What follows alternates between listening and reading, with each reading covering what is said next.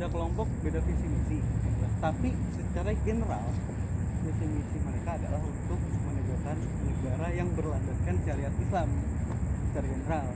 Gue rekam lo, Gak apa-apa, tapi gue mau tenang aja. tenang aja. Kan itu ngomongin oke. Berarti kan keseluruhan kayak satu dunia gitu. Visi misinya dia kan besar sekali berarti kalau kayak gitu. Dan karena kenapa bisa visi misi seperti itu? Karena simpel. Ini udah ada di hadis ya, udah ada di hadis juga. Makanya gue jujur aja gue agak khawatir semenjak Afghanistan dikuasain Taliban, terus pecahnya perang Rusia Ukraina, manasnya Taiwan dan Cina di Asia, itu bisa jadi pemicu. Karena di hadis sudah disebutin sama Rasulullah, gue lupa hadisnya apa, tapi intinya gini, sebelum kiamat itu kan Islam akan mengalami kejayaan, kembali lagi seperti dulu ke zaman khilafah ala minhajin nubuwah, khilafah dengan metode kenabian.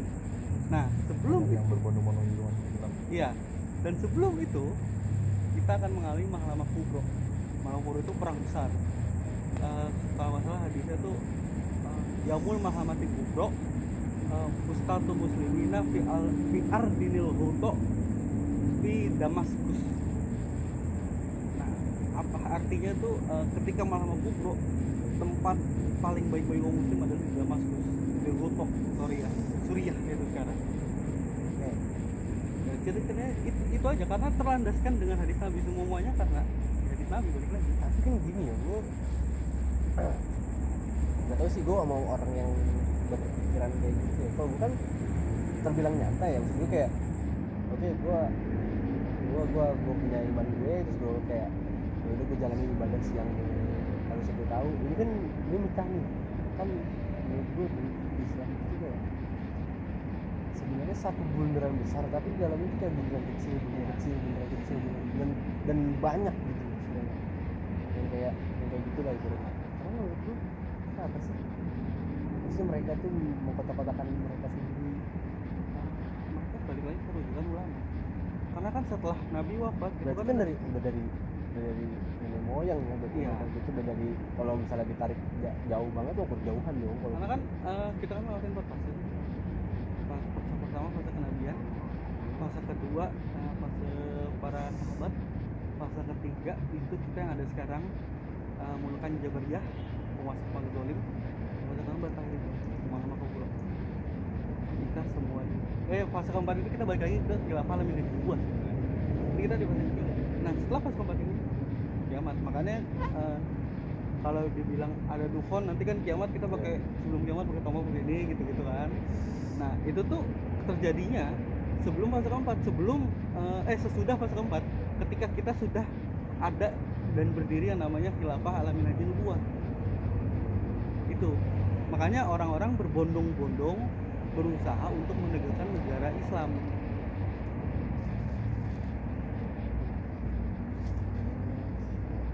Kayak kan itu di sini semua. Terus tapi itu gimana ya? Itu kan terlalu jauh sampai kan jauh kayak mengesampingkan masalah kemanusiaan. Iya. Gitu kan sih. Iya. Kan gua tahu lah di sini memang yang seharusnya tuh emang agak terakhir kan. Iya. Tapi kan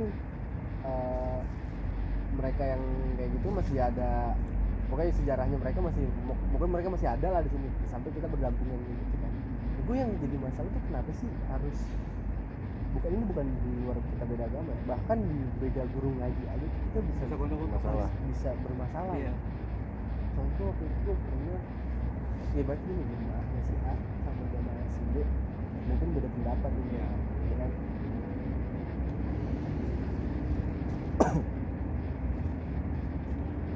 Terus ini yang bukan ada gue punya pertanyaan juga lah soal kayak gitu. Terus kenapa bisa mereka kayak bisnisnya sampai sebegitunya? Jadi Saya bro, kita manusia, bukan nabi manusia spesial. Kita punya nafsu, kita merasa akan paling benar terus. Nah, yang sebenarnya kan merasa benar itu kan wajib. Iya. Asal kita punya dasar keilmuan. Dan mereka yang berselisih, mereka semuanya punya dasar. Orang-orang berilmu. gitu kan. Masing-masing itu punya dasar. Iya. Itu dia Orang-orang yang berilmu. jadi masalah Itu tuh, yang menurut gua tuh. itu yang bikin berputar terus nggak ada ujung. Sebenarnya masalah itu cuma masalah khilafiyah. Masalah khilafiyah itu masalah kecil yang bahkan bisa dibilang di kalangan ulama pun ada yang berdebat seperti itu, tapi tidak hebat kayak kita gitu loh. Contohnya beda pendapat soal doa kunut subuh wajib pakai kunut. Sumpah ya, gue dulu tuh pernah di rumah gue itu sampai bawa aku mau ada fisik loh. Itu perkara Nafsu. perkara aku tangannya ada yang 23, ada yang 11. Nah, iya itu cuma masalah Ada sebenarnya. yang 23. Dulu ya zaman kakek gue tuh dulu lupa dia termasuk departemen agama juga kerjanya. Sampai gontok-gontokan, ada yang bilang 11, ada yang bilang 23. Akhirnya dapat solusi sampai sekarang di masjid gua itu ngadain 2 kali. Jadi ada yang 11 dulu, baru 11 23. dulu, oke yang 23 nanti nggak usah mikir, atau misalnya yang 23 silakan di luar masjid dulu atau di mana nanti balik lagi. Itu sampai kayak gitu. Itu aneh. Jujur ya menurut gua aneh. Itu karena itu ngambil dari setengahnya lah istilahnya secara pemikiran ya. Yang harusnya tuh seperti ini loh. Kayak gua waktu zaman gua ada di situ yang benar-benar kasarnya alim banget ya, itu gua terawih tetap 11 rakaat. Gua ngikut di masjid yang 23, tapi ketika rakaatnya 11 ya udah gua pulang. Gua sholat subuh jamaah, masjid gua pakai kunut. Ya kan berarti kan ditarik sampai 23 kan? Berarti kan masjid itu menetapkan 23 Iya, kali. karena rata-rata mayoritas di situ yang melakukan 23 rakaat. Nah kalau gua bagian itu sempet, bukan gua nggak tahu siapa yang besar siapa yang dominasi ya, cuman nggak tahu kenapa pokoknya ditarik dari setengahnya udah seperti ini aja dan mereka semua setuju kita udah nggak usah berantem lagi ya. Oke. Oke sampai sekarang sih. Terus Sebenarnya sekarang itu terlalu berlebihan aja sih. Harusnya yang 11 ya udah lu lakuin 11, yang 23 ya udah lu lakuin 23. tapi bukan secara umum dipisah dengan secara ngomong Iya. kayak ini bisa ya gitu segala macam, enggak, awalnya tuh pasti udah ditetapin yang 23 pasti minggir kalau yang 23 pasti minggir. Itu sembelih balik. Ya itu karena Nah, sebenarnya bisa diomelin juga balik karena lagi. kita punya nafsu, kita masih punya nafsu. Sama nafsu kayak itu. godaan setan. Iya. Dan itu justru yang berbahaya. Ini gue balik, wah oke ini udah kelar. Terus ada dulu tau gak sih yang kayak gini tau kan? LDI tahu ya. Dari semua temen-temen gue ya Yang aneh LDI. yang aneh dia So, gue pernah sholat di masjid LDI, habis gue sholat di pel. itu temen gue yang itu yang udah selain dalam lingkaran salah mereka selalu bilang nah pertanyaan gue kan juga punya sudut pandang, harus punya sudut pandang dari dalam dong. Gue tanya itu merasa kalau gue yang ngambilnya ya itu dia merasa kalau menurut gue pribadi tuh kayak mereka kayak nggak percaya pertama sama orang di luar dia, karena kan lu tahu sendiri dia itu punya perumahan sendiri, punya masjid sendiri, punya lingkungan sendiri, bahkan channelnya dia sampai pemerintah. LDI itu udah bukan penghasilan itu organisasi. Iya, dan apa ya namanya? Itu mereka punya pengajian sendiri segala macam, serba eksklusif lah gitu segala sampai sendiri. Dan sampai pun dia mengatur orang Islam gitu, nggak boleh nikah sama orang. Iya. Iya. Yes, dan sampai seperti itu loh, maksud gue kayak ini di luar nalar banget nih gue bilang kayak gitu kan. Dan gue sih emang orang yang di dalam lingkaran itu gak terlalu expert, cuman gue nanyanya secara general aja, secara kayak gue awam nih, gue kosong banget, gue penasaran, gue tanya-tanya ke lu aja ya.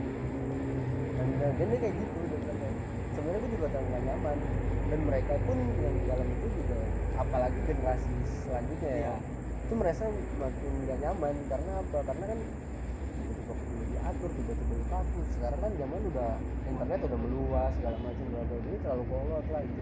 Dan mereka juga dalam, dan dia sendiri dia ngomong, gue juga gak nyaman dalam hal itu. Tapi kalau dari segi agama, gue mah maksudnya dari segi agama yang kayak ibadah hadis segala macam, itu memang gue pegang teguh gitu. Sholat segala macam itu memang gue pegang sama gitu istilahnya. Cuman dia nggak gue nggak puas aja emang sama jawaban ini yang kenapa harus detail, kenapa harus punya sendiri, kenapa lu menikah harus sesama organisasinya sendiri gitu. Itu perasaan gue. Iya, untuk LDI itu gue sekarang belum. Cuman yang gue tahu ya itu mereka bukan pemantas, mereka organisasi, mungkin manas mereka salah. Tapi mereka berkondisi seperti itu dan menganggap orang di luar mereka adalah najis segala macam, itu gue nggak tahu kenapa. Nah itu dia tuh. Dan ini ya, itu kan urusan masing-masing perkara itu ya, paham gak sih lo? Itu kan yang lo jaga itu diri lo sendiri, kenapa lo repot-repot menjaga orang lain gitu, paham gak sih? Gak usah, menurut gue udah di luar akal gue Kalau sih yang mereka cuma menjaga kemurnian mereka sendiri sih. harusnya mereka seperti itu. Karena kan kalau seharusnya kan kita harus ada apa namanya al-wala wal baro. Al-wala itu kan menebar kebaikan, wal baronya itu menjaga kemurkaan, amat ma'ruf nahi munkar lah, menjaga kemurkaan. Makanya maksudnya kalau kita kan memang kalau di Quran itu kan kadang-kadang artinya itu secara luas banget ya, Iya, kita general. Banyak makna. banyak makna dalam satu kata-kata itu lah.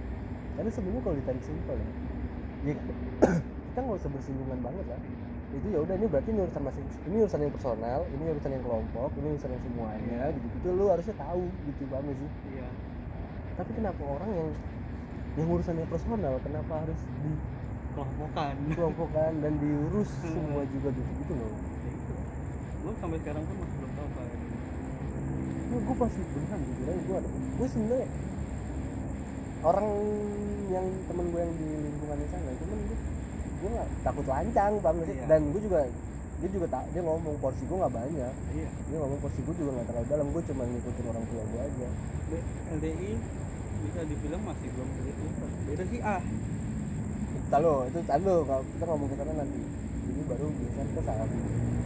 Nah, temen gue juga ada sih yang belum nggak expert sih ngikutin itu sampai bener-bener kayak lo harus emang sih kalau nanti kita harus cocok. Itu kayak ibaratnya kayak tukang cukur lah, kalau begitu lu cocok sama dia lu ikutin kan. Tapi kan balik lagi, dia juga manusia, dia juga pasti punya salah, dia punya blunder segala macam bla bla bla gitu. Nggak bisa dipegang banget kata-katanya. Iya, temen gue sangat bertolak belakang, bukan nggak terlalu setuju kalau sampai soal itu nyebrang tuh, itu nyebrang nih. Sampai sekarang masih begitu loh, kadang. Gue nyebrang nih, temen gue satu gue kalau lu mau tahu, temen gue lumayan nih, aja ini bisa bilang lebih baik dari gue. Bang lewat. Mari bapak. Kita lagi sama Adi, kita ikut pengajian sama yang bener-bener bela-belain dia di mana datang ya gitulah. Satu lagi temen gue yang Salah seperti itu. yang denger itu kayak sama kesalahan kayak lebih kayak gak denger dulu sih segala macam, terus kayak pokoknya yang dulu duluan ini dia itu melanggar sampai pun secara detail dia kalau denger ceramah kurang suka dia gak dengerin, benar-benar menolak gitu. Dan itu kayak dia pernah sampai belajar nikah sama pacarnya, dia bukan pacar lah, sama cewek, karena laki-laki cewek ini ngikutin NU kan apa gue nggak tahu ya, si Abdul Samad tuh yang itu NU ya. nah Dia aswaja dia.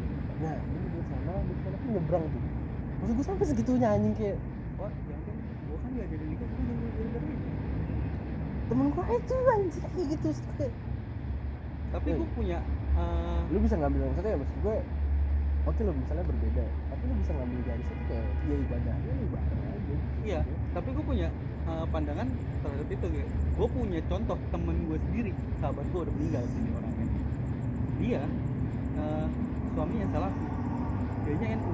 Masalah enggak, suaminya sholat di masjid nggak pakai wudhu, ya udah istrinya sholat di rumah. Simpel itu sih Iya ya. maksud gue kayak Masalah bid'ah atau enggak, istrinya nggak dengerin musik, ya udah itu punya suami. Cuman ya pengajiannya istrinya NU, habis-habis itu suaminya itu sebenarnya kayak gitu aja. maksudnya kadang kan mungkin temen gue posisinya waktu itu masih baru masuk tapi kayak masih agak gacor-gacornya lah Iya. istilahnya gitu.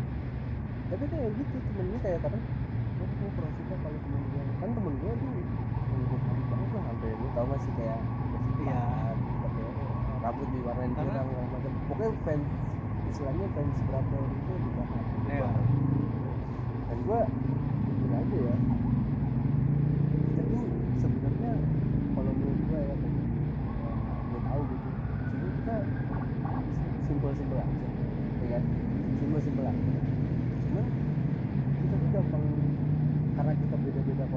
segala macam kita Gampang ya. nggak bisa menerima perbedaan kan akhirnya gampang Mau banget. nge-distract. Iya. Jadi tahu nggak sih maksudnya kayak demo kemarin sebenarnya menurut gue ya kalau demo yang itu kayak Wah, itu salah satu dibilang mengganggu masyarakat Iya. sebagian ya. Iya. Karena kan maksudnya orang kerja susah. Iya, gua akuin Konsep iya. itu. Walaupun gue pernah ikut ya.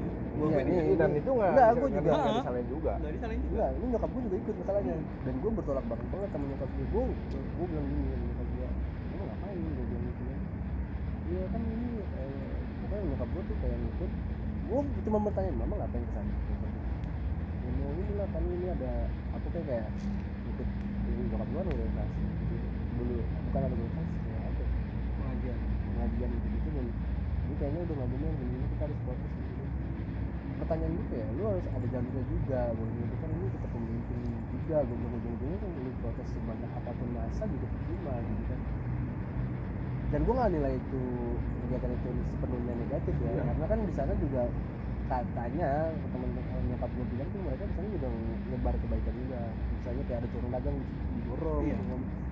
jadi event Bawa berkah. jadi event Iya, jadi event jadi jadi event. bukan tetap ada keberkahan. iya jadi event gitu istilahnya cuma kayak di luar itu kita jadi kelihatan ya sama orang-orang yang juga ngerti banget sama agama segala macam itu orang ternyata kayak gitu Banyak kok. Gua dulu pakai itu. dan kadang gue masih yang gue kesel tuh gini ini secara personal mungkin gue nggak tahu ya bagus apa enggak dalam beragama tapi lu ikut itu ngapain gitu. Itu kan bukan sesuatu perintah banget kan dari negara kita sih kalau mau protes pun ada caranya segala macam bla bla dan lu harus tahu sendiri gitu semua yang mereka lakuin di atas mau jahat mau baik pasti kan ada balasannya dan kita harus percaya itu gitu kan sih tapi kayak gue ngambilnya yang tengahnya aja gitu gue nggak mau kayak kanan banget Iya. kiri banget begitu lah sih gue kayak banyak nih pertanyaan gue nih anjing ngulang bingung nih yang mana Simpelnya tuh gitu. Untuk dosen gue ya, gue hadir di situ karena pertama gue ngerasa itu udah full of politik ya karena mencalonkan Prabowo datang waktu itu full of politik untuk masa yang pro politik makanya kan menggaung-gaungkan Prabowo Sandi ya? Iya. Ya kan Prabowo Sandi menggaung-gaungkan itu segala macam itu full of politik tapi gue hadir di sana pertama gue ikut itu untuk pengamanan karena mereka saudara gue juga kasarnya. iya Nah. ini oke itu acara itu ternyata positif ya tapi selain yang gue bilang nyebar kebaikan itu secara nggak langsung mereka semua istilahnya berkumpul satu anjing dan lu bayangin itu orang yang dari mana Gua yang istilahnya yang Islamnya kita- apa iya, kita nggak kenal gitu tiba-tiba jadi saudara itu kalau gue ngeliatnya dari situ kalau positif itu gue ngeliat ada orang yang jalan kaki dari Surabaya untuk ikut itu ada tapi tugas gue di sana untuk pertama keamanan kedua donasi gue nyari donasi untuk dikirim ke Suriah Palestina oke terus kayak maksud gue kayak akhirnya sebenarnya secara nggak langsung menunjukkan kalau kayak ini tuh sebenarnya kayak tapi apa tahu nggak sih lu kita cuman butuh satu pemimpin yang bisa lu begini jebret lu begini jebret kita punya cuma butuh satu kalau arahan jadi orang kalau dianalogin kayak orang kita badannya kuat gede suspek gitu selama keras gak baik tinggi gede Kita nggak punya kepala. tapi kita nggak tahu kemana iya kayak gitu Kita nggak punya kepala. gue paling kesel banget emang sih emang ada juga yang sih kayak diajarin kita kan soal berpolitik juga ada tapi gue malah sih sama orang yang masuk itu dalam dunia tertentu dalam dunia politik sendiri gitu itu tuh paling bangsat sih Sebenarnya- menurut gue. ini kenapa gue dulu keluar dari HTI karena gue nggak setuju sama pendapat itu makanya gue menurut lebih baik gue keluar daripada nanti ini jadi sumber masalah baru gue jadiin perdebatan karena gue nggak paham itu lebih baik gue keluar yang jadi masalahnya adalah HTI itu sangat meyakini yang namanya khilafah itu bisa direbut melewati jalur baik-baik khilafah itu bisa ditegakkan melewati jalur lu hanya orasi, lu hanya dakwah mereka yakin itu padahal ada satu hadis gue lupa hadisnya apa mereka nyebutin Nah, mas pun pulang. Pulanglah kolon dulu. Pulanglah. Pelukan dulu. Sorry lah. Bini udah nunggu itu ya. Aduh. Orang nggak punya bini tuh punya bini.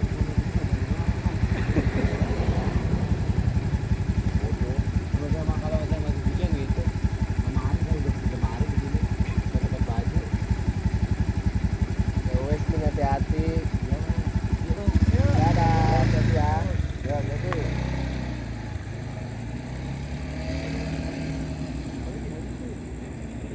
Tidak akan tegak khilafah tanpa tauhid dan jihad. Ini poinnya, jihad. Menurut mereka jihadnya mereka adalah bersuara seperti itu, orasi segala macam. Padahal jadinya kategori jihad itu ya lu berperang jihad itu. Tapi kan sekarang kurang gini, sekarang luas. Nggak mungkin lo mesti senjata atau lo menyakiti orang lain lah. Iya. Iya, sini bisa Pak.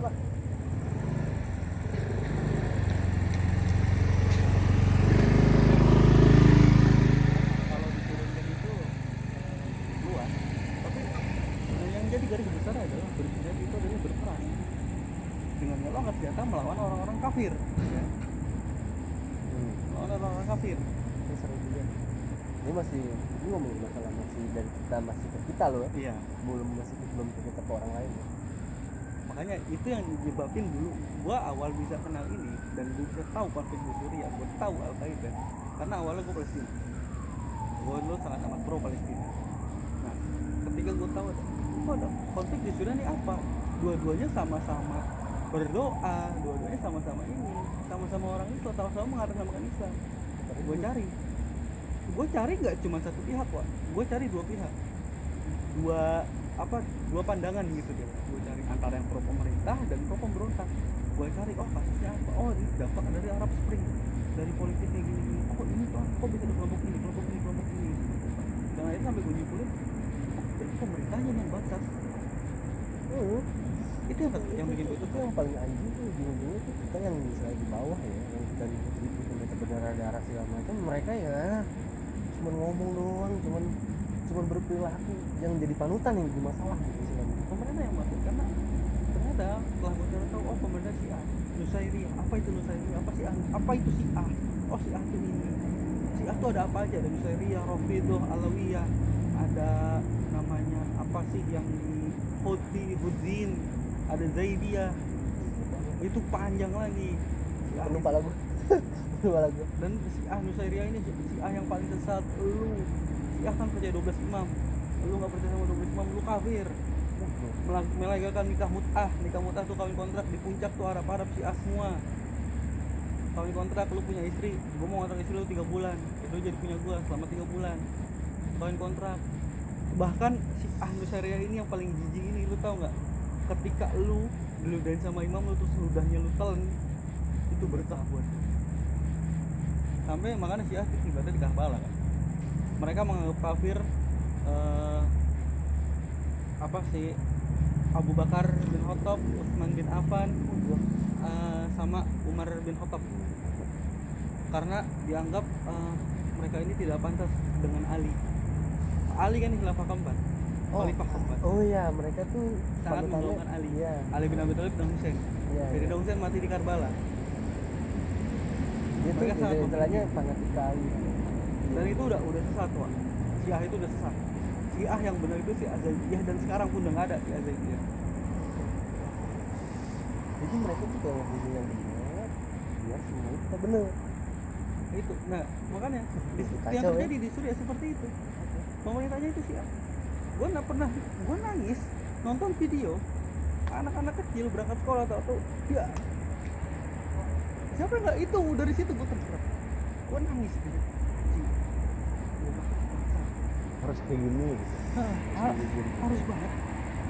Ini anak kecil loh, pemboman Aleppo di blokade. Tahu. Wah, itu parah, Wak. Gua ada dulu gue punya grup Telegram. Itu grup Telegram relawan seluruh dunia yang bergerak di Suriah. Pemblokiran Aleppo itu mereka nge-share yang dari dalam nggak bisa keluar, yang dari luar nggak bisa ke dalam, hancur. Itu kak, gue lihat video di jalanan kayak gini, darah merah, habis. Dan kenapa juga banyak tuh Suriah yang dijadikan destinasi para jihadis? Karena Kenapa? ngomongnya titik poin pusat, dijadikan pusat ya. Kenapa jadi Karena pusat? kalau kita lihat secara histori, kenapa bisa Islam itu menyebar ke seluruh dunia? Kuncinya itu dari Damaskus. Suriah itu kan masuk negeri Syam. Negeri Syam itu meliputi Suriah, Palestina, Yordania, dan beberapa bagian di Tunisia. Itu negeri Syam. Nah, negeri Syam itu disebut dengan negeri yang diberkahi malaikat karena malaikat Rahman membentangkan sayapnya di sana. Kota itu keutamaan negeri Syam. Dan karena dulu sebelum Islam menyebar, itu Islam kan ngikutin Damaskus, akhirnya bisa nyebar ke dunia. Mereka seperti itulah mencontoh. Makanya Palestina Al-Aqsa tidak akan bebas dari Israel ketika Damaskus belum bebas dari orang Syiah. Kuncinya di Damaskus. Ketika Damaskus sudah takluk, nah, ketika Damaskus sudah takluk, semua cabut. Nah, datangnya dari mana? Ada hadis yang nyebutin akan datang segolongan umatku yang membawa bendera hitam dari arah Khurasan, dari arah timur. Ketika kamu melihat mereka berbaiatlah walaupun harus merangkak di atas sekalipun. Khurasan itu kalau ditarik dari histori sekarang ada di Afghanistan. Dan you know di Afghanistan siapa yang berkuasa sekarang? Taliban. Kalau kita tarik lagi banyak konflik di negara-negara ini itu udah disebutin semua di dalam hadis. Dan nanti munculnya pasukan Imam Mahdi, pembela Al-Mahdi ini kan bukan secara tiba-tiba. Mereka udah terlatih di medan perang. Nggak bubang gitu Nah, kan. ini sebelum turunnya Dajjal ya. Mereka sudah terlatih. Bisa jadi dengan Taliban berkuasa di sana, itulah awal mula dari semua. Itu yang jadi pikiran gue. Makanya tuh kemarin kan karena rame banget di Amerika yang pertama kali Taliban masuk itu kan heboh tuh. Buset, gila gue di Amerika gue bayangin pesawat militer yang Iya. gede banget itu di bawah-bawahnya tuh orang anjing, di sayap itu orang, saking bener-bener warga Indonesia tuh nggak mau di Taliban di situ. Dan mereka tuh yang pas take off nih der, orang jatuh, Take off pada jatuhnya. orang anjing. Terus gue baca komennya kenapa dia ngomong kayak gini, mereka semua yang di luar pesawat gak bakal hidup, Iya. kemungkinan hidupnya tuh cuma berapa ya? Itu cuma takdir doang udah. Iya, Tinggal pokoknya berserah sama takdir. itu pokoknya kekuatan badan dia sendiri terakhir. Karena apa? Lu bakal kekurangan oksigen, bakal kedinginan, bakal ketiup angin. Wah, Nah, Wah, kalau itu kita gila lihat ya. mereka yang kabur itu yang banyak di sosial media. Tapi berapa banyak orang yang senang ketika Taliban berkuasa? Banyak. Emang mereka membatasi segala hal, tapi mereka udah mulai terbuka. Mereka udah kan waktu itu perwakilan Taliban datang ke Indonesia. Datang si Maulana siapa gue lupa. Dia sudah datang ke Indonesia. Dan diakui kedaulatan. Imarah Islam apa tapi sih? sebenarnya tuh mereka bener apa? Benar. Gue bisa jamin. Mereka cuma satu-satunya di sana. Dari dulu sampai sekarang, dari zaman invasi Uni Soviet sampai sekarang nggak ada yang bisa bikin hancur Afghanistan. Sama seperti Chechen, makanya Chechen sekarang tuh bangsat semua itu yang si Kadyrov itu. Banyak orang Indonesia yang kemakan propaganda kan, makan pro Rusia. Makanya ya, itu juga itu sih Kadyrov. enggak gimana sih? Ya kan itu jadinya kita yang andil sama mereka tuh yang bener lah gitu. Kalau lu tahu kejahatan Rusia di Suriah itu, orang anak Rusia mati sama siapa? Sama Suriah sama Rusia. Karena gerakannya Rusia tuh dibilang bawah tanah Dan- dibanding Amerika. Kalau Amerika tuh kan Terang-terangan. propaganda itu kayak naik di atas permukaan lah. Ah. Lu lewat media, lu lewat pergerakan, Udah bla-bla, gitu, segala macam. secara apa ya? Secara gamblang Amerika itu sangat-sangat menunjukkan kalau kebencian terhadap orang-orang Islam, war on terror akibat 9/11. Itu kan sangat-sangat gamblang menginvasi ini, Irak diinvasi, Sampai zamannya Libya. waktu Donald Trump naik, lu bayangin mereka semua ngeboikot nama-nama yang berbau Islam. Iya. Muhammad, Ahmad, Yusuf. Mereka yang masuk sini udah nggak bisa. Gitu. Nah, karena Amerika padahal sama aja, artinya Rusia lebih jahat. Lu bayangin berapa orang mati di Chechnya. Makanya kalau lu pikir warga Chechnya sekarang yang ikut bertempur di sisi Rusia itu warga Chechnya asli, no, warga Chechnya asli di Suriah semua, Wak. Orang-orang Chechnya asli itu banyak di Suriah. Sekarang pada ke Ukraina lagi buat apa? Buat balas dendam sama Rusia. Mereka gabung sama pasukan Ukraina. Lu bayangin. Ini nggak bisa ini nih, sulit banget nih. Dulu soalnya juga pola pikir gue, karena kan awalnya yang gue pikir ya konflik ini kita nyambung sekarang ngomongin konflik ya, kalau ngomongin agama itu terlalu penuh banget. Kalau ngomongin konflik mereka berdua ya, yang gue tahu mereka ini dia konflik karena satu wilayah kan, awalnya itu wilayah lalu kayak mereka gimana ya, dia Amerika lu China lu udah bang tuh aku nih dari daerah ini kan dia bukan daerah dia juga di segala macam ambil lah gitu. Luasin. Korea luasin ya bla bla bla, kan itu masuk NATO juga. Iya. Si Ukraina ini. Dan akhirnya pas diambil, lu merasa kecolek, lu berantem sama dia, gue nggak mau tanggung jawab. Tuh itu awalnya tuh gue tahunya tuh dari situ, tapi gue nggak tahu siapa yang benar. Nah, sebenarnya perang Rusia Ukraina itu udah lama dari 2015. Kalau lo tahu ada daerah namanya Donbas sama apa lagi Crimea. Sebenarnya awalnya dari situ untuk Crimea. Nah, Rusia itu tidak mau menurunkan pasukan resminya. Mereka selalu pakai si Wagner dan ada namanya Little Green Men, tentara tanpa tanda, cuman pakai seragam hijau. Mereka turunin ke daerah itu, daerah yang banyak separatis Rusianya, gitu kan. Nah, dari situ karena bahaya itu mungkin Rusia menghubungi pihak NATO dan dapat tawaran gitu dari NATO, lu mau nggak gabung untuk amanin wilayah lu? Gabung lah, akhirnya mau lah. Nah, Rusia karena ngeliat momen itu, wah, ini momen pas buat gue nih, kenapa nggak sikat aja sekalian, karena dia bisa aja ancam untuk mengganggu kedaulatan ya kan? Karena Rusia mau terancam juga, dihajar lah sekarang itu. Nah, sebenarnya kayak gitu. Ya kan berarti mereka istilahnya di luar kita ya, mereka berdua itu di luar kita. Pasti dengan adanya suksesnya gabung sama Rusia itu kan menurut gue kayak jadi propaganda loh. Propaganda masuk Iya. mereka itu harusnya kita pro Rusia dong nih. Karena kita orang Muslim. Iya, kan, dan gitu. Iya, ya menurut gue di sana tuh masalahnya si siapa namanya Putin. ya si itu tuh bagusnya ke sana gitu ya. Karena Mereka selalu pun dekat sama Muslim kok. karena mereka tahu Orang Islam itu lebih mudah dikontrol, terikat dengan dan dia berubah. Lah sekarang kalau kita bandingin Putin sama Zelensky nggak apple to apple. Putin ex KGB, Zelensky Karena komedian. entertainment. Iya, iya. Cuman pintar Zelensky dia selalu nyari entertainment karena dia kuat di entertainment. Tolong gua begini, bantuan datang, kirim datang, kirim. Karena Putin kelebihannya ya itu, dia bisa ngebaca. Tapi ya itu konflik itu sekarang bisa apalagi terakhir kan yang penghancuran bendungan apa tuh? Itu sebenarnya dilakukan sama Rusia, sama Ukraina. Makanya ini bisa jadi tegang di Eropa nih, dan ini bisa jadi pemicu untuk perang terakhir nih malam kubro karena Taliban udah siap kasarnya itu. Nah di Asia Kacau aja. di Asia kita punya Cina dan Taiwan yang sampai sekarang masih panas nih gara-gara terakhir kunjungan DPR-nya Amerika tuh berkunjung di sana, makanya Cina panas kan terbang jet wilayah sana. Di Asia bisa jadi pemicunya. Bullshit kalau bilang Indonesia negara non blok, bullshit. Bisa. Fuck lah, gak percaya gua. Masalahnya kita tuh sumber, udah gitu yang nyolok tuh banyak. Tahu nggak sih kita short kontak sebenarnya. Terus kayak yang nyolok banyak kayak gitu jadinya.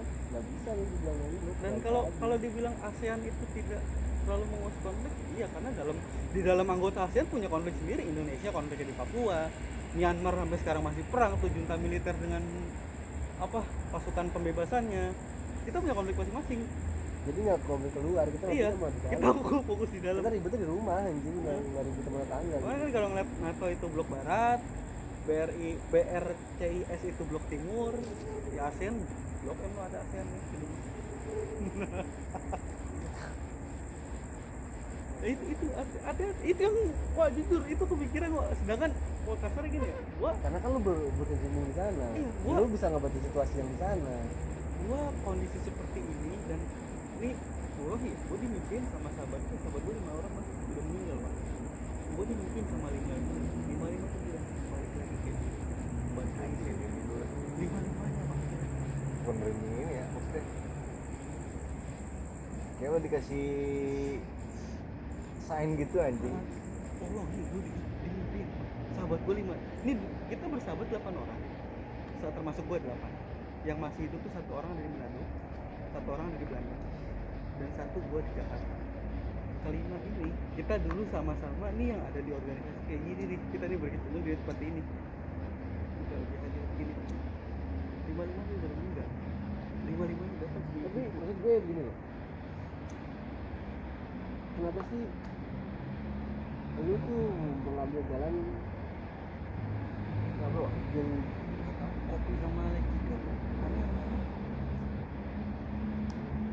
aneh aneh kan punya kenapa kan. sih menurut gue gini, kenapa sih lu mengambil jalan yang terlalu jauh yang sampai sebegitunya lah gitu sebenarnya, dan itu bahaya buat lu sendiri. Gue tahu hal itu bahaya, makanya sekarang gue seperti ini. Ya, tapi kan sebenarnya Gue hati kecil gue tuh masih ayo balik lagi gitu, hati kecil gue. tapi kenapa maksud gue? Karena yang gue yakini dari hal itu adalah Enggak, maksudnya kita emang diwajibkan untuk bergerak gitu ya, misalnya pada zamannya nanti, pada waktunya nanti. Ini menurut gue untuk sekarang kayaknya banyak hal-hal yang deket harus lu dulu iya, dong. harus dilakuin deket gue tahu. Maksudnya yang di luar itu ya, Nah. yang di deket lu ini tuh lu harus lu penuhin juga dong, maksud gue. Nggak lu total kesana kan, maksudnya di kesana pasti ada dan nanti. Nggak sekarang. Gue tahu, tapi kenapa gue bisa berpikiran untuk, dan kenapa gue bisa ada di dunia seperti itu, yang gue yakinin itu cuma satu: ketika gue mati nanti, dan insya Allah gue syahid, gue bisa ngebawa orang-orang terdekat gue ke surga. Itu yang gue yakinin. Tapi jauh banget, Jauh, emang jauh jauh banget. emang. Tapi itu entah kenapa jadi kepikiran juga buat gue. Karena lu udah pernah dalam situ soalnya, jadi tuh banyak sugesti atau ada hal-hal yang nyangkut lah coba ke diri lu sendiri secara batin ya. Iya. Jadi lu Berarti lu jadi punya memoir gitu. Iya. ya, tapi kan ini gue di luar ya, gue ngomong gue kayak sudut pandang gue sendiri. Kalau menurut gue itu sebenarnya udah sebenarnya lu bisa ya, lu hidup sedamai-damai aja, lu gerak-gerak sendiri dengan masalah lo yang santai segala macam itulah, selama lu bisa berdamai dengan itu gitu. Tapi gue juga pernah punya kepikiran juga kayak kalau gue dapat kesempatan punya dapat relawan untuk ke daerah contoh apalagi Palestina lah, itu paling mau sebenarnya gue.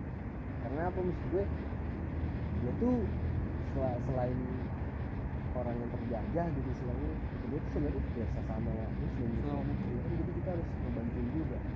Gue awalnya gak terlalu ini banget sama gak ini banget sama organisasi. Gue kayak jujur aja, gue tuh lebih takut kesana dibanding dengan narkoba gitu. Gue jujur aja, gue lebih takut kesana karena tuh dia sampai banget tuh masuk ke dalam diri lo sendiri, paham gak sih? Jadi gitu tuh kalau sebuah tumbuhan lah gitu, lalu tumbuh ada akar, ada batang, ada pohon, ada bunga. Nah lu tuh dia sampai ke biji-biji lu, sampai ke akar lu beneran gitu. Maksudnya gue tuh gak mau nih, maksudnya bukan gak mau ya, gue takut gue jadi gak punya kemanusiaan. Orang tuh masih berpikir ya kan kita contoh lah di dunia menggunakan orang yang di luar non-muslim dan segala macam lagu-lagu.